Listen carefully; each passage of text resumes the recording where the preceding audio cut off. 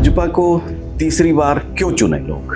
लोग जब देखते हैं कि कांग्रेस का 10 साल का शासन रहा, 10 साल का भारतीय जनता पार्टी ने सेवाएं दी, ऐसे अंतर है। किसान, जवान और पहलवान का एक नैरेटिव बन गया है। किसान भारतीय जनता पार्टी की नीतियों को लाइक करता है। चुनाव से पहले आपने घोषणा की कि अग्निवीरों को सरकारी नौकरी में 10% आरक्षण मिलेगा। उसको हरियाणा सरकार की नौकरी के अंदर हम रजिस्ट करेंगे। अग्निवीरों को आप रोजगार देंगे और कांग्रेस बेरोजगार होगी। कांग्रेस बेरोजगार होगी। लेकिन फिर भी हम लोग देख रहे हैं कि आपके जो कैंडिडेट हैं वो जा रहे हैं और उनका कुछ किसान विरोध भी कर रहे हैं। तो आपको क्या लगता है कहाँ कमी रह गई है? आप किसान संगठनों ने आगे आकर के प्रशंसा की है।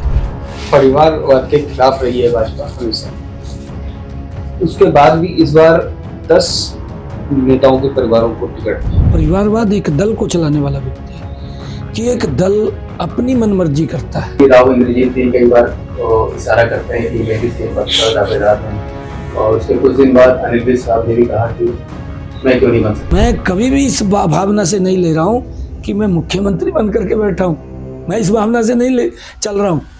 मेरे को तो एक जिम्मेवारी दी है पार्टी ने, मैं उस जिम्मेवारी का निर्वहन कर रहा हूँ। कमल का फूल तो एक ही था। हमने उनको कहा कि एक कमल का फूल है, बाकी को तो 10 लोगों को सेक्रीफाइस करना पड़ेगा, एक को मिलेगा। कांग्रेस के अंदर तो इतना बड़ा द्वंद है कि बापू बेटा ही तो बात शायद कर लेते होंगे कांग्रेस में, बाकी मुझे नहीं लगता कोई और बात कर ले आपस में बैठ करके। तो अरविंद केजरीवाल को कितना प्रभावशाली और अपने मतलब भाजपा के लिए कितना वो कट्टर साबित हो सकते हैं? जो ये व्यक्ति बोलता हो कि मैं कट्टर ईमानदार हूँ और वो भ्रष्टाचार की दलदल में फंस गया हो, तो कौन विश्वास करेगा? कोई विश्वास नहीं कर रहा। वो तो कह रहे हैं कि इस बार हम किंग मेकर बनेंगे। कहें का किंग में भ्रष्टाचार का किंग मेकर बनेगा? भ्रष्टाचार का उसको पूछना चाहिए, कहते भ्रष्टाचार का किंग मेकर बनेगा। नमस्कार, अमर उजाला डिजिटल में आपका स्वागत है। आज हम हैं अभी मुख्यमंत्री नायब सिंह सैनी जी के आवास पर। विधानसभा चुनावों की पूरी गहमागहमी है, माहौल गर्मा गया है। धुआंधार प्रचार भाजपा और कांग्रेस दोनों की ओर से हो रहा है। क्या मुद्दे हैं, क्यों इस बार तीसरी बार भाजपा को लोग चुने, और क्या कठिनाइयाँ या क्या चुनौतियाँ भाजपा के समक्ष हैं, आइए जानते हैं। सीधी बात करते हैं नायब सिंह सैनी जी से। सर नमस्कार। नमस्कार सिंह साहब। भाजपा को तीसरी बार क्यों चुने लोग? देखिए सर, आपने जो क्वेश्चन किया है कि भाजपा को तीसरी बार क्यों,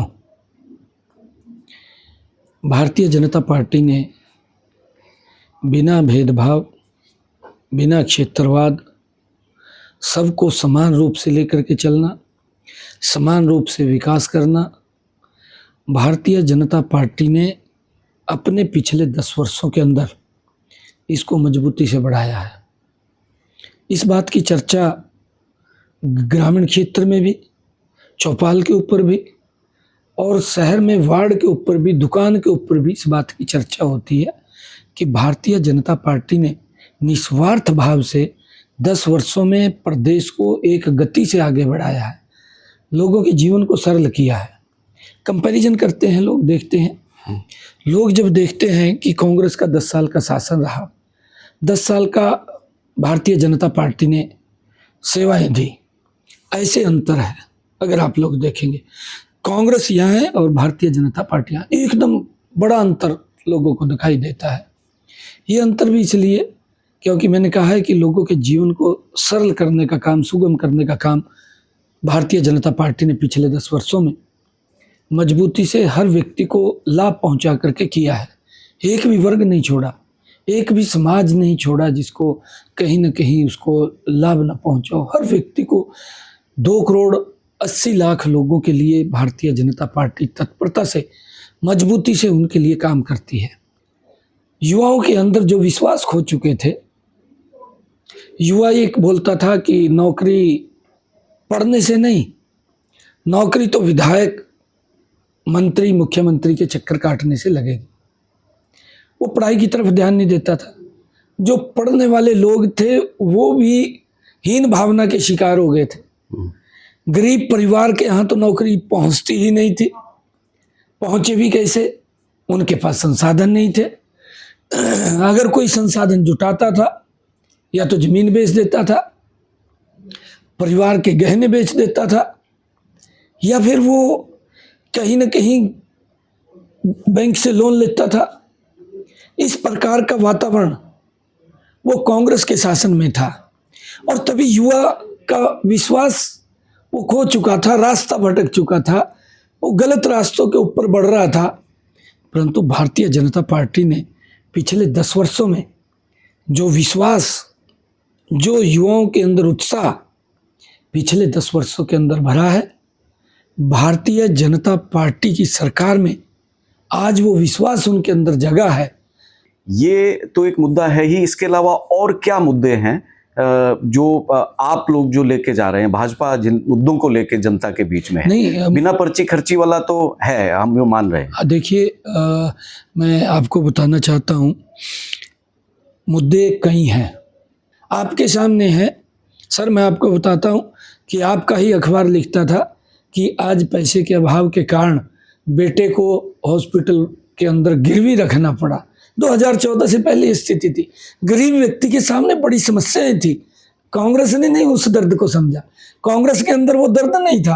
कांग्रेस तो गरीब व्यक्ति का शोषण करती थी, उसको तो वोट बैंक के रूप में कांग्रेस ने इस्तेमाल किया। परंतु भारतीय जनता पार्टी ने, आदरणीय मोदी जी ने गरीब व्यक्ति को मजबूत करने के लिए विभिन्न प्रकार की योजनाएं चला करके उनको सशक्त और मजबूत किया। मैं आपको बताना चाहता हूं कि हुड्डा साहब ने पिछले चुनाव के दौरान, जब 2009 का 14 का ये चुनाव था, उसके अंदर 14 से पहले कुछ लॉलीपॉप दिए कि 100 गज का प्लाट देंगे। ना प्लाट दिए उनको, ना कागज दिए, ना कब्जा दिया। वो घूमते रहे, खाली उनके लिए डिमार्केशन कर दी, यहाँ आपका प्लाट, यहाँ पता नहीं था, ना कागज था, ना कब्जा था, कुछ भी नहीं कर सकते थे। हरियाणा प्रदेश के जो ऐसे इफेक्टेड लोग थे जिनको 100 गज के प्लाट का झांसा दे दिया, ना कागज दिए, ना कब्जा दिया, ऐसे सब लोगों को हमने कागज और कब्जा देने का काम एक समय के अंदर किया। और मैंने वहीं पर एक संकल्प लिया, मैंने वहीं पर कहा कि अगर कोई जो फ्रेशर व्यक्ति है, जिसके पास प्लॉट नहीं है, उसको भी हम 100 गज का प्लाट देने का काम करेंगे। ऐसा कोई व्यक्ति नहीं छूटेगा जिस व्यक्ति के पास 100 गज का प्लाट ना हो। इतना बड़ा मुद्दा ये किसान, जवान और पहलवान का जो नैरेटिव बना है, इसको आप कितना मान रहे हैं कि इफेक्ट कर रहा है भाजपा? नहीं, देखिए, जो नैरेटिव कांग्रेस ने सेट किया है, क्योंकि कांग्रेस झूठ का पुलिंदा तैयार करती है और झूठ को फैलाने का फिर काम करती है। किसान भारतीय जनता पार्टी की नीतियों को लाइक करता है, किसान भारतीय जनता पार्टी की नीतियों से बाहर नहीं है। ये तो कांग्रेस को पीड़ा हो रही है।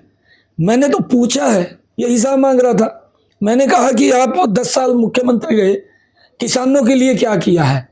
आप कुछ तो बता दो, एक क्वेश्चन बता दो, 2 बता दो कि हमने ये किया है, ये नहीं किया। हमने कितना काम किया किसानों के लिए, किसान के हित में। किसान इस बात को लेकर के खुश है। हमने किसानों की, अगर फसल का खराबा हुआ है, कांग्रेस से 6-7 गुना ज़्यादा इन्होंने तो 1100 कुछ करोड़ रुपए दिया, हमने 13,500 करोड़ रुपए दिया। ये कई गुना ज़्यादा किसान की फसल के खराबे का पैसा हमने दिया है। किसान संतुष्ट है। हमने किसान की जो फसल है, पिछले अगर 10 वर्षों के अंदर हम देखें, हमने 14 अन्य फसलें उसकी MSP पर खरीदी हैं, उसका डायरेक्ट लाभ उसको दिया है। किसान संतुष्ट है। अभी हमने कहा है कुछ रोज पहले कि हम किसान की 24 फसलें MSP पर खरीदेंगे, सारी फसलें MSP पर खरीदेंगे। कांग्रेस ने अपने जो इनका गारंटीज हैं उसमें लिखा है कि MSP की कानूनी गारंटी का जो इन्होंने वादा किया है, जो गारंटी दी है, तो सर क्या लगता है कि ये कानूनी गारंटी वाला जो है वो कितना इफेक्ट करेगा? देखिए सर, क्योंकि इन्होंने अपना जो घोषणा पत्र जारी किया है, ये झूठ का पुलिंदा है, ये आज का नहीं है। मैं झूठ का पुलिंदा क्यों कहता हूँ, आप उसके अंदर ध्यान में आएगा। इस बात को पूरा मैं प्रदेश के लोगों से शेयर कर रहा हूँ। झूठ का पुलिंदा इसलिए बोलता हूँ, ये झूठ की स्क्रिप्ट लिखी गई, ये लिखी गई। सबसे पहले ये जूट का परिंदा हिमाचल में उतारा गया, फिर कर्नाटक में उतारा गया, फिर तेलंगाना में उतारा गया। मैं ज़्यादा तो चर्चा नहीं करूँगा, वायदे तो इन्होंने बहुत ज़्यादा किए थे, हिमाचल के साथ भी, कर्नाटक के साथ भी और तेलंगाना के साथ भी वायदे बड़े बड़े किए गए थे, परंतु एक भी वायदा पूरा नहीं हुआ। इन्होंने मेन वायदों में जो कहा कि हम हर साल 1 लाख बच्चों को रोजगार नौकरी देंगे, ये उन्होंने अपने मैनिफेस्टो में कहा, इन्होंने अपनी घोषणाएं की हैं। और दूसरी बात इन्होंने कही कि हम महिलाओं को 1500 रुपये महीने के देंगे, हिमाचल में कही, ये मैनिफेस्टो में कही, इन्होंने अपने घोषणा पत्र में कही। एक इन्होंने कहा कि हम 300 यूनिट बिजली के फ्री देंगे। 2 वर्ष हो गए, 3 वर्ष रह गए, 1 साल पहले तो चुनावी शुरू हो जाता है। 2 वर्ष हो गए, 2 वर्षों के अंदर आज तक ऐड नहीं निकली, एक बच्चा नौकरी नहीं लगाया, एक भी महिला को 5 पैसा नहीं दिया, एक भी यूनिट फ्री नहीं करी, यूनिट के रेट बढ़ा दिए बिजली के। और नौकरी तो क्या देनी थी, नौकरी तो क्या देनी थी, उल्टा सरकार का बयान आता है कि हमारे पास जो कर्मचारी लगे हुए हैं उनको सैलरी देने के लिए हमारे पास पैसा नहीं है। ये इस प्रकार का लोगों का वोट लेकर के, सजबाग दिखा करके, झूठ का पुलिंदा उतार करके लोगों का शोषण कर रहे हैं। क्या इनकी सोच है? ये सेम पोजीशन कर्नाटक में की, यही सेम पोजीशन तेलंगाना में की। तेलंगाना में तो ये भी कहा, मेरे ख्याल से 1 साल से ज़्यादा वहाँ भी सरकार हो गई है तेलंगाना के अंदर, इन्होंने वहाँ पर कहा कि हम 500 रुपये में गैस का सिलेंडर देंगे। 1 साल से ज़्यादा हो गया, आज तक किसी को गैस का सिलेंडर नहीं दिया 500 रुपये में। इन्होंने कहा था 2500 रुपये महिलाओं को देंगे, नहीं दिया, 1 पैसा नहीं दिया। और यही हालात कर्नाटक के अंदर किया। कर्नाटक का उप मुख्यमंत्री बोलता है कि हमारे पास विकास कार्यों को करने के लिए बजट नहीं है। ये अगर आपकी एक हरियाणा में कहावत है कि चादर उतनी पसारिए, नहीं, जितनी आपकी चादर है उतने आप पसारिए, जितनी आपकी चादर है उतने आप पसारिए, परंतु ये तो चादर से बाहर पांव पसार लिए। कांग्रेस की चादर फट चुकी है, अब उसका जनाजा। चुनाव से पहले आपने घोषणा की कि अग्निवीरों को सरकारी नौकरी में 10% आरक्षण मिलेगा। विपक्ष अग्निवीरों के लिए मुद्दा बना रहा है कि 4 साल की सेवा के बाद वो बेरोजगार हो जाएंगे, और क्या यही कारण है कि अमित शाह जी को इनको रोज सरकारी नौकरी की गारंटी देनी पड़ी? सर विषय ये नहीं है, विषय हमारी नीति का है, विषय हमारी योजना का है। हमने जो योजना बनाई है, हमने जो नीति बनाई है, बेरोजगार हमारा अग्निवीर नहीं है, बेरोजगार तो कांग्रेस हो गई है। कांग्रेस बेरोजगारी के कगार पे चली गई है, कांग्रेस की दुकान खाली हो चुकी है, कांग्रेस की दुकान में सामान नहीं बचा। कांग्रेस की दुकान में अगर कुछ थोड़ा बहुत सामान है वो झूठ का सामान है, झूठ परोसते हैं, इससे अलग कोई सामान नहीं है।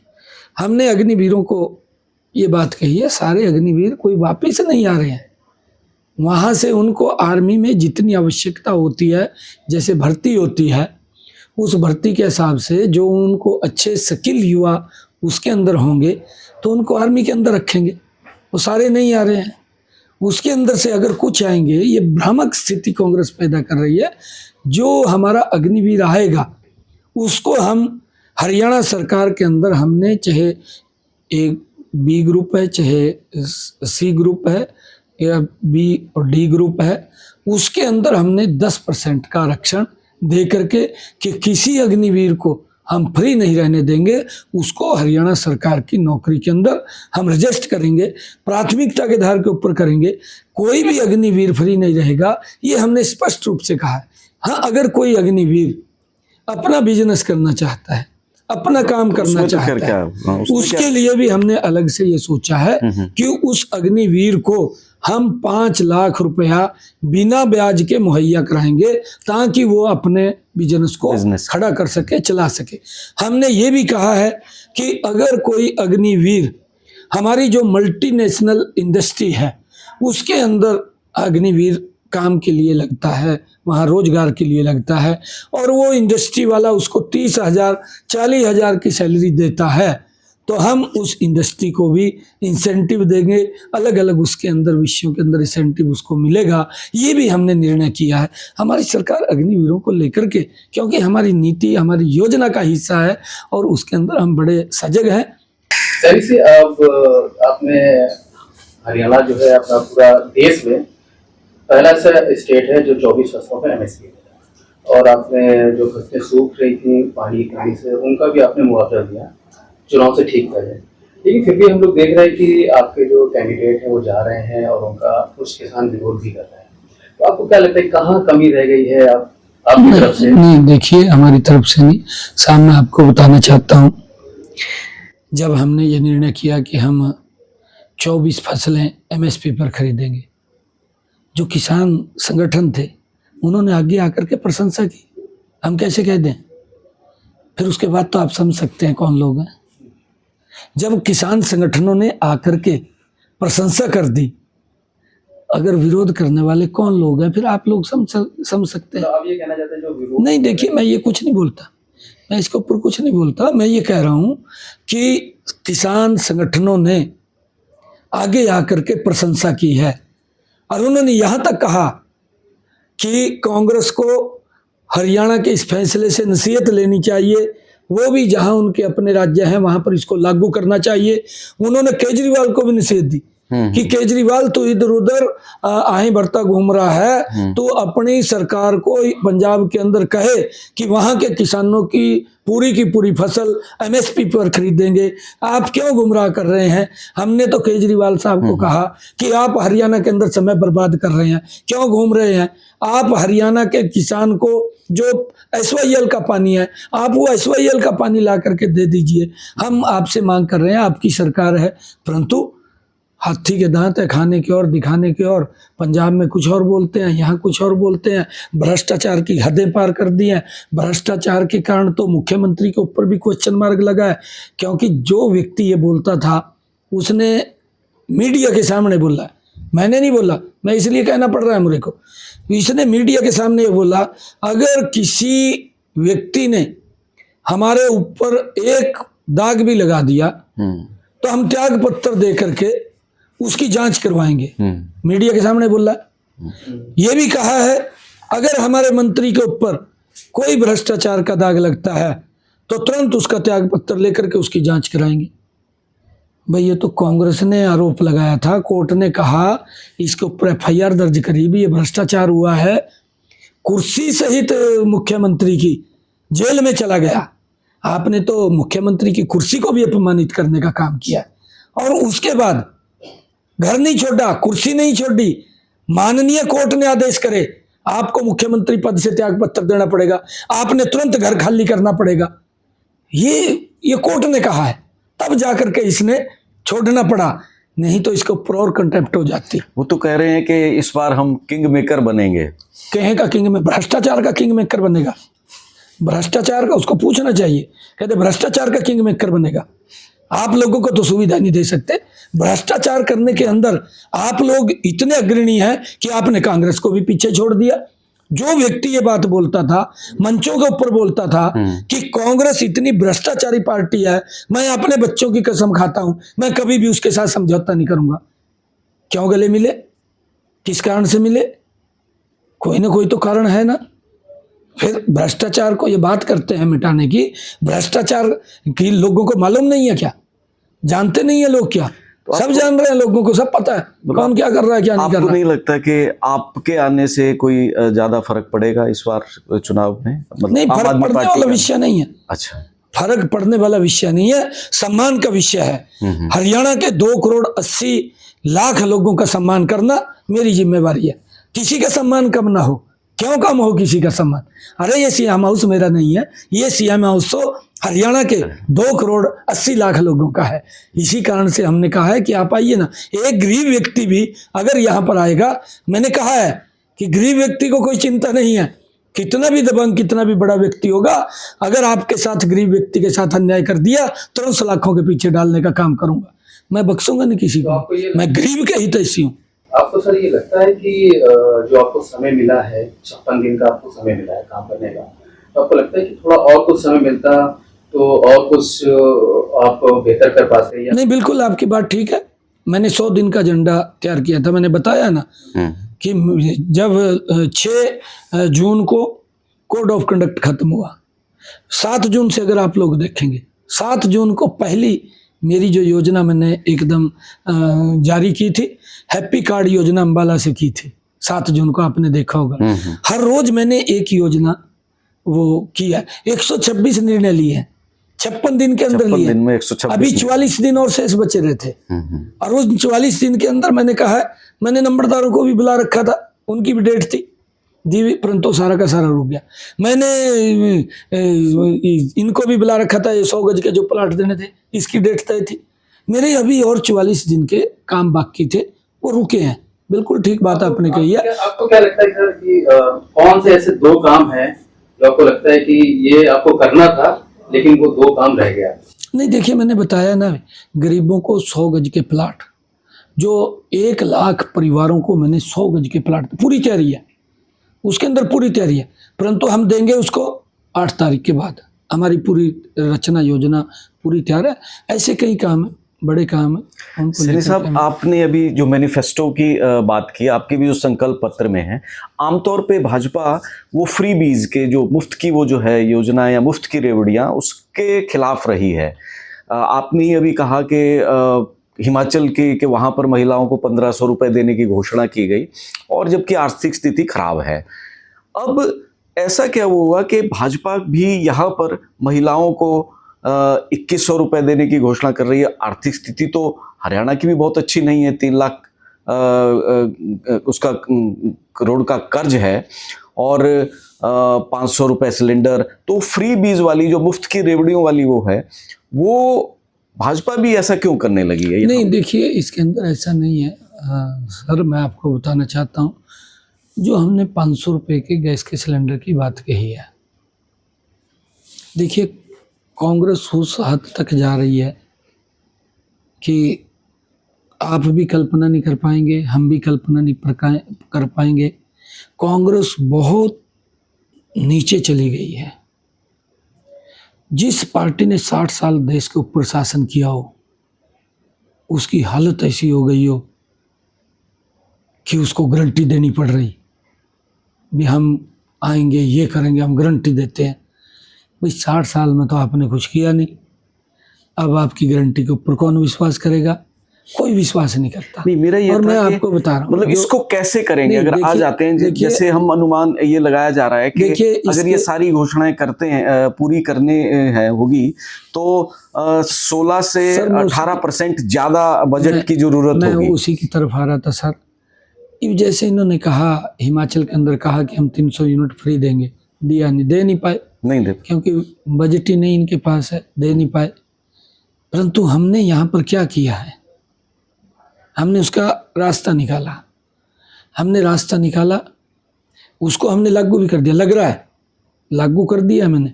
आदरणीय प्रधानमंत्री जी ने एक योजना बनाई, प्रधानमंत्री सूर्या हर घर मुफ्त बिजली योजना, योजना बनी। मैंने तुरंत अधिकारियों की बैठक बुलाई, उसी के अंदर जब 100 दिन के एजेंडे में था मेरे ये, तो मैंने तुरंत अधिकारियों की बैठक बुलाई। मैं कहा हमने इसको लागू करना है, अभी तुरंत चालू करना है इसको। हरियाणा के अंदर मैंने इसको अम्बाला से किया चालू, शायद आपके ध्यान में होगा, अम्बाला के अंदर इसको लॉन्च किया था मैंने। और अम्बाला के अंदर लॉन्च करके मैंने कैथल में इसका कार्यक्रम जो डिस्ट्रीब्यूशन का था, स्टार्ट करने का था, उन घरों के अंदर जिसके ऊपर सोलर पैनल लगने थे, ऐसे मैंने उस दिन लगभग 1000 के लोगों को हमने शुरुआत की थी।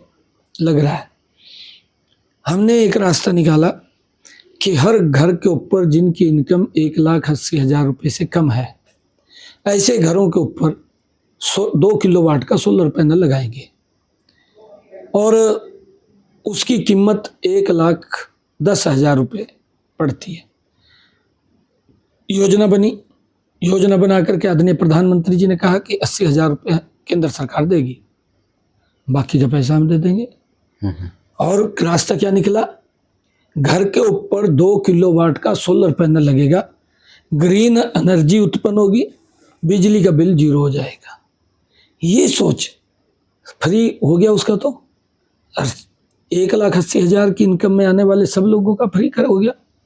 हमारी खर्चा भी कुछ नहीं है, वन टाइम का खर्चा है। कितना लाभ हुआ उसका?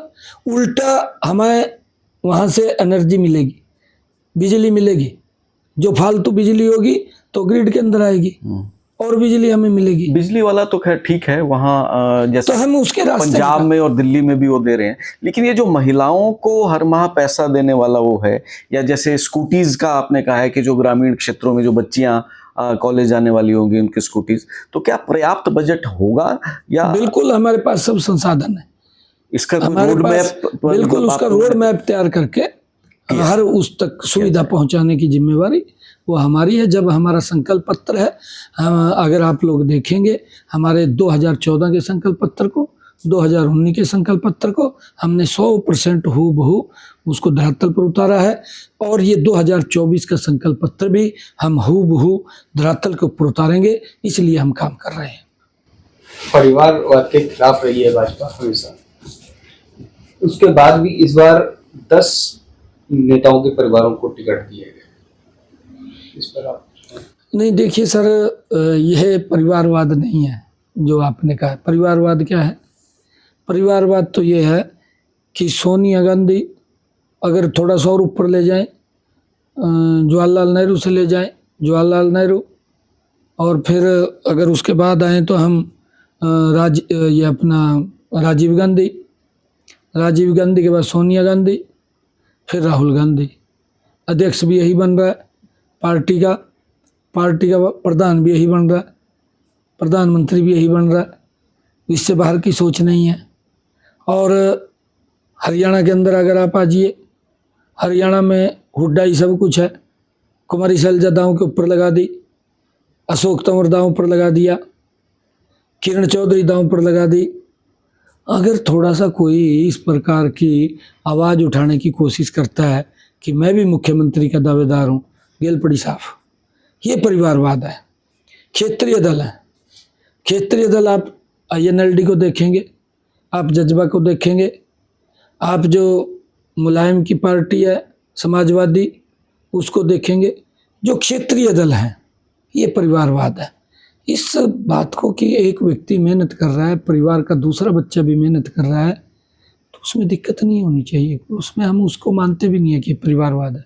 परिवारवाद एक दल को चलाने वाला व्यक्ति है, कि एक दल अपनी मनमर्जी करता है, एक दल अपने आप सिस्टम को वो करता है, अच्छे काम करें क्योंकि उससे बाहर नहीं निकलता, और लोगों की भी इच्छाएँ होती हैं।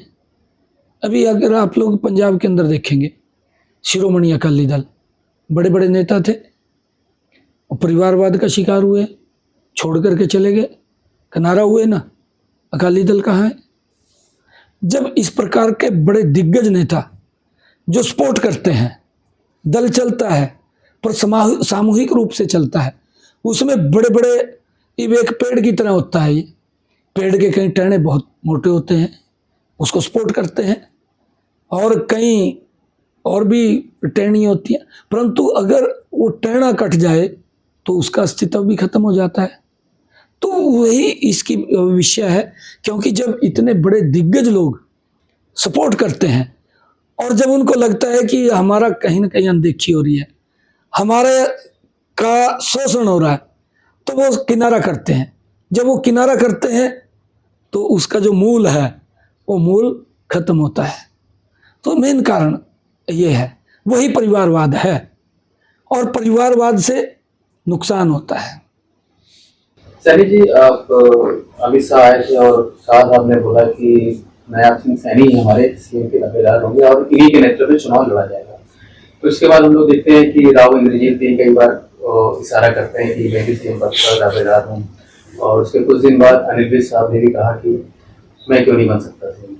अच्छा है, नहीं मैं किसी नज़रिए से नहीं देखता, क्योंकि हमारा पार्लियामेंट्री बोर्ड है, पार्टी का उच्च नेतृत्व है। आमतौर पे भाजपा में ऐसा होता नहीं है। भाजपा को बड़ा अनुशासित पार्टी माना जाता है कि इस तरीके से सीएम के कई दावेदार हो, वो भी तब जब घोषित कर दिया गया है, तो उसके बाद क्या लगता है कि कहीं बाद में ऐसे फिर सुर तो नहीं उठेंगे? नहीं, विषय ये नहीं है। दावा करना हर व्यक्ति का अधिकार है, परंतु जो आपने कहा है कि पार्टी जो निर्णय करती है, मैंने भी कहा है कि हमारा पार्लियामेंट्री बोर्ड है, पार्लियामेंट्री बोर्ड जो भी दिशा निर्देश देता है उसको फॉलो करते हैं और उसी को लेकर के आगे बढ़ते हैं। वो व्यक्ति की सोच है कि पार्टी क्या चाह रही है और वो पार्टी के उस फैसले को किस नज़रिए से देख रहा है। हमारे वरिष्ठ नेता हैं, दोनों के 2 वरिष्ठ नेता हैं, पार्टी के फैसले को किस नज़रिए से देख रहे हैं उनके ऊपर निर्भर करता है। परंतु हमारा अंतिम फैसला है, पार्लियामेंट्री बोर्ड का है। मेरी कौन सी औकात थी कि मैं मुख्यमंत्री बन जाऊंगा? मैं तो एक गरीब परिवार का, पिछड़े समाज का, गरीब किसान का बेटा हूँ। ये तो हमारी भारतीय जनता पार्टी है, ये तो मोदी जी, नड्डा जी, अमित शाह जी, मनोहर लाल जी, ऐसे व्यक्तित्वों की ये सोच है कि एक गरीब परिवार के बेटे को ये जिम्मेवारी देकर के बैठा दिया है। और इसको ये मैं कभी भी इस भावना से नहीं ले रहा हूँ कि मैं मुख्यमंत्री बन करके बैठा हूँ, मैं इस भावना से नहीं ले चल रहा हूँ। मेरे को तो एक जिम्मेवारी दी है पार्टी ने, मैं उस जिम्मेवारी का निर्वहन कर रहा हूँ। जब मेरे को कोई जिम्मेवारी मिली है तो उसका निर्वहन करना मेरी जिम्मेवारी है, तो उसका निर्वहन कर रहा हूँ। मैं मुख्यमंत्री बन करके नहीं बैठा हूँ, मैं तो पद का निर्वहन कर रहा हूँ, जिम्मेवारी का निर्वहन कर रहा आपने हूँ। ठीक कहा, बहुत से साधारण कार्यकर्ता या जो पार्टी वर्कर्स काफ़ी समय से लगे हुए हैं, उनकी भी ये इच्छा शायद होती है कि उनको भी मौका मिले। तो क्या यही वजह नहीं है कि इस बार बहुत ज़्यादा जो बागी हैं, जो हैं वो अनेक सीट्स पे खड़े हो गए और कई जो है वो पार्टी छोड़ के भी गए और लगभग 20 या 23 के आसपास जो है वो निर्दलीय या दूसरे दलों में जाके, जो आपके ही भाजपा में थे लेकिन अब वो चुनाव लड़ रहे हैं उन सीटों पे जहां पे उनको टिकट नहीं मिली। ऐसी स्थिति शायद पहले नहीं हुई थी और कईयों की सीट्स भी बदलनी पड़ी। तो इस बार क्या ऐसा कुछ लगा कि बहुत ज़्यादा डावाडोल हो रहा है या क्यों ऐसा है ये? नहीं सर, ऐसी कोई बात नहीं है। देखिए, मैंने पहले भी इस बात को कहा था, मैंने प्रेस के अंदर बोला था, मेरे को पूछा था। देखिए, मैंने कहा था कि हमारी हर विधानसभा के ऊपर लगभग 10 से लेकर के 15 तक लोगों ने अप्लाई किया, काफ़ी संख्या में किया हमारे कार्यकर्ताओं ने, और सबकी इच्छा है, सबने काम किया, सभी मजबूत है। किसी को हम ये नहीं कह सकते कि बेटा कम मजबूत है या तेरे पास कम वो है, हमने कुछ नहीं किया।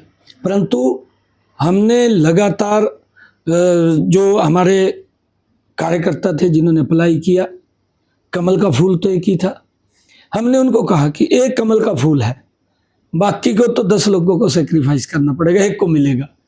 ये कई लोगों ने ज़्यादा काम किया, किसी ने कम किया, किसी के मन में पीड़ा आती है कि मैंने ज़्यादा काम किया है, मेरे को मिलना चाहिए था। परंतु कई बार पार्टी के सामने भी इस प्रकार की परिस्थितियाँ बन जाती हैं कि दूसरे कार्यकर्ता को देना पड़ता है। जब दूसरे को जाता है तो उसके अंदर कहीं ना कहीं गुस्सा आता है कि मैंने काम किया है। नाराज नहीं होता पार्टी से, गुस्सा आता है।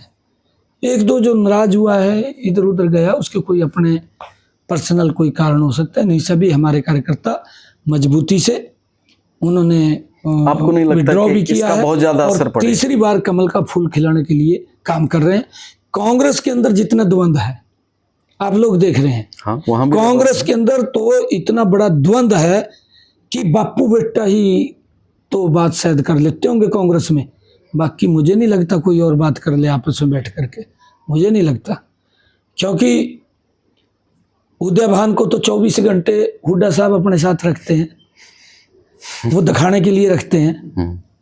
और जिस दिन उसने ये भी कह दिया उदय भान ने कि मेरे को आप कोई उच्च पद दे दो, उसका भी उसी दिन वही हाल हो जाएगा जो अशोक तंवर को या और जो कुमारी शैलजा को या वही हो जाएगा।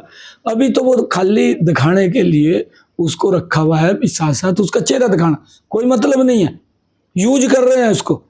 कांग्रेस के लोग उदय भान को भी यूज कर, मैंने कहा था एक दिन उसको, वो एक दिन बड़ी स्टेटमेंट दे रहा था, मैंने उदय भान को कहा था, मैं कहा उदय भान साहब आपको मिर्चपुर कांड नहीं दिखा क्या, आपको गोहाना कांड नहीं दिखा क्या, आपको बुरहाला कांड नहीं दिखा क्या, क्या हालात करी है दलितों के साथ कांग्रेस ने, आप क्यों भूल गए हैं, आप क्यों उस को देख करके आपने चश्मा लगा लिया है कि आपको कुछ दिखाई नहीं दे रहा। कुछ तो बोलना चाहिए था उदय भान को। सर मेरा एक सवाल ये है कि अरविंद केजरीवाल अब सीएम नहीं है दिल्ली के, आतिशी जी को दे दिया गया है, अब वो उनका सारा फोकस अब हरियाणा चुनाव पे है, तो अब अरविंद केजरीवाल को कितना प्रभावशाली और अपने मतलब कि भाजपा के लिए कितना वो टक्कर साबित हो सकते हैं इस चुनाव में? कोई टक्कर नहीं है। मैंने कहा है कि वो अपने आप नहीं आया, आपने मेरी बात नहीं सुनी।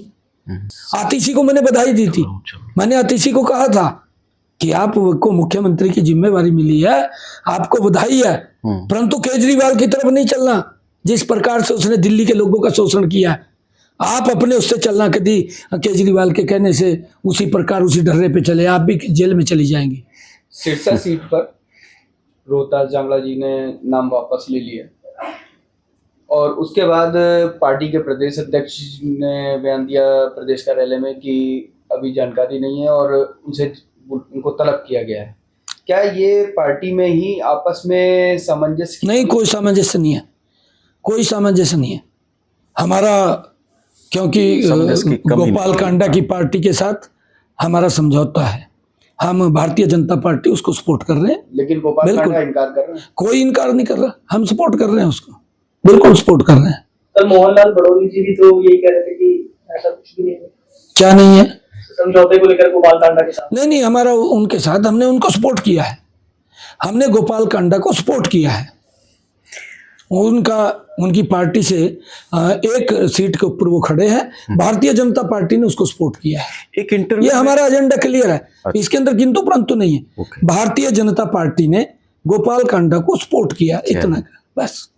एक इंटरव्यू में वो कह रहे थे गोपाल कांडा कि तीसरी बार भाजपा की सरकार बनेगी और अगर जरूरत पड़ेगी तो इनेलो बसपा और हम मिलकर जो है वो भाजपा की सरकार देखिए, वो उसका अपना विचार हो सकता है। क्या ऐसी संभावना होगी कि आप इनेलो और बसपा का सपोर्ट लें? नहीं, देखिए मैंने कहा है वो उसका अपना विचार हो सकता है, उसका अपना विचार, उसने कहा है ना, हमने तो नहीं कहा। नहीं, कांग्रेस भी अब कह रही है कि ये तो बी पार्टी है भाजपा की बी पार्टी है ये, मतलब इब अगर मैं कहूँ वो तो गाली देते हैं एक दूसरे को।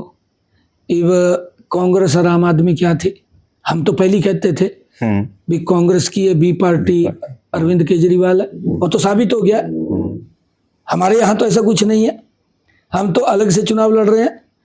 हमने गोपाल कांडा को सपोर्ट किया है क्योंकि उन्होंने हमारे से सीट मांगी थी, एक सीट हमने उनको दी है और क्योंकि समझौता होता है इसी कारण से हमारे प्रत्याशी ने वहाँ से विड्रॉ किया है, यही कारण है और कोई कारण नहीं है। हमने उसको सपोर्ट किया है, उन्होंने एक सीट हमसे ली थी और वो सीट हमने उनको दी है। ये एकदम क्लियर एजेंडा है, कोई इसमें किंतु परंतु नहीं है। परंतु आज हरियाणा प्रदेश के लोगों ने ये बड़ा मन बनाया है, भारतीय जनता पार्टी तीसरी बार बहुत बड़े मैंडेट के साथ सरकार में आ रही है, बड़े मैंडेट के प्योर सरकार भारतीय जनता पार्टी की आ रही है। और मैं हरियाणा के लोगों को इस बात का विश्वास दिलाता हूँ क्योंकि उन्होंने मेरे 56 दिन के कार्य को देखा है।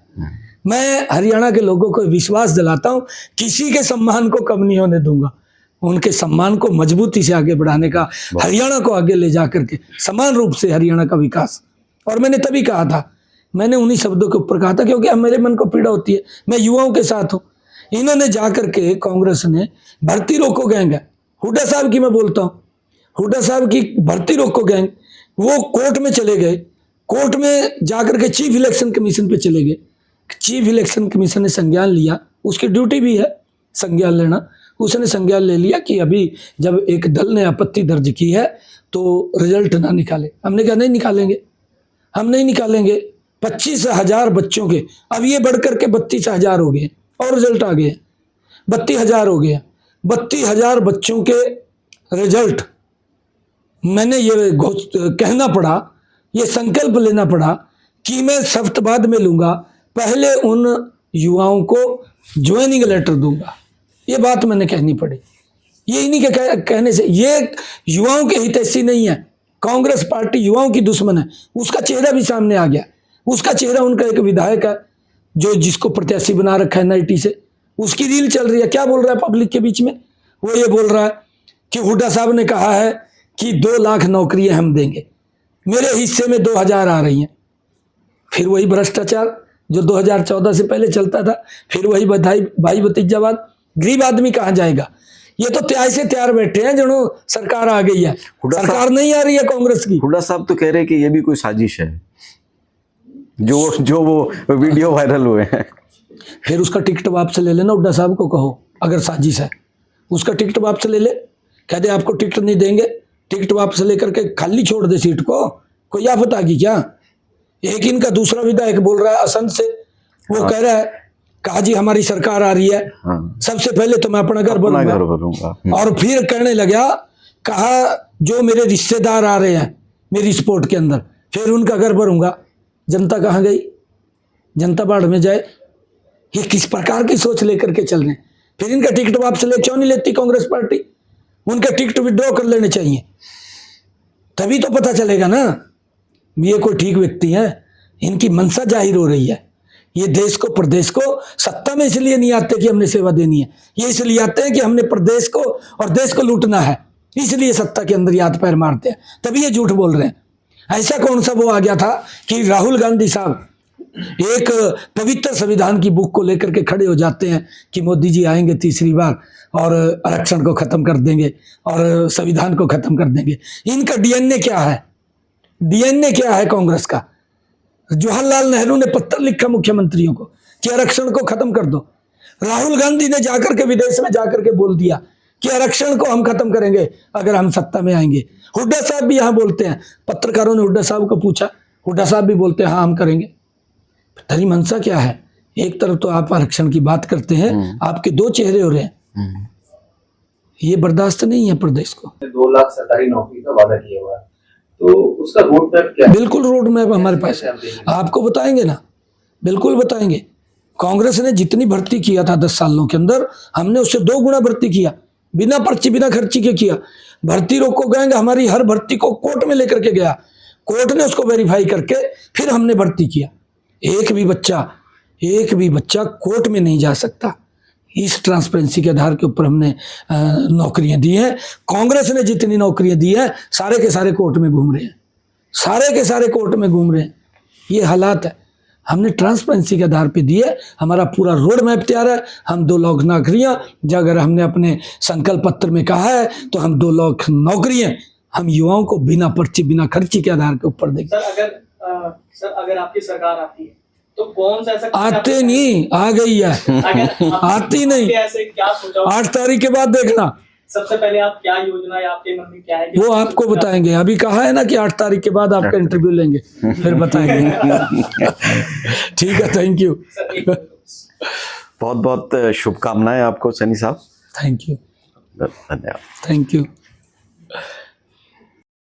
अगर आप ये वीडियो YouTube पर देख रहे हैं तो हमारे चैनल को सब्सक्राइब करें और बेल आइकन को दबाना ना भूलें। अगर आप Facebook पर ये वीडियो देख रहे हैं तो हमारे पेज को लाइक करें।